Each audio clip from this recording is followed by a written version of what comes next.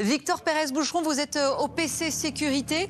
On est avec vous à nouveau. Victor, vous êtes juste à côté de la carte du PC de sécurité pour suivre les points chauds, évidemment, qui ont été détectés ces dernières heures. Vous nous la montriez tout à l'heure et c'est intéressant. Au bout d'un moment, vous avez dû rendre cette carte à ces pompiers mobilisés derrière vous, ce qui en dit long, en fait, sur la manière dont ils suivent la situation en temps réel ce soir.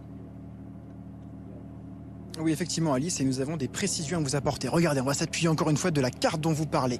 On va reprendre cette route. C'est la départementale 152 que vous voyez ici. Ça, c'est le deuxième chantier. C'est le chantier de Fontainebleau. Regardez cette route. Eh bien, les pompiers, ce soir, ils veulent éviter que l'incendie qui est ici traverse la route et vienne rejoindre le principal incendie ici, donc le chantier de l'autoroute A6. Cette autoroute, elle est ici, Alice, que vous dites qui devrait réouvrir normalement vendredi si tout se passe bien. En fait, voilà, le but ce soir, c'est vraiment d'éviter que l'incendie ici circule de l'autre côté de la route et viennent rejoindre ici, et on appellerait ça alors un méga-feu. Le méga-feu, c'est le mot que nous avons entendu l'année dernière pour le feu de l'Aude, et c'est ce qu'on veut à tout prix éviter ici par l'aide de Canadair, par l'aide de Dash et bien sûr l'aide des moyens au sol.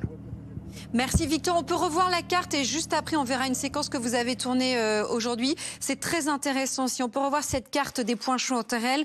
Donc le scénario à éviter là à tout prix dans les heures qui viennent, c'est que ces deux blocs rouges se rejoignent, c'est ça, Boris Elias? Ou qu'ils s'étendent. Un feu fixé, ça veut dire que le périmètre rouge extérieur ne bouge plus.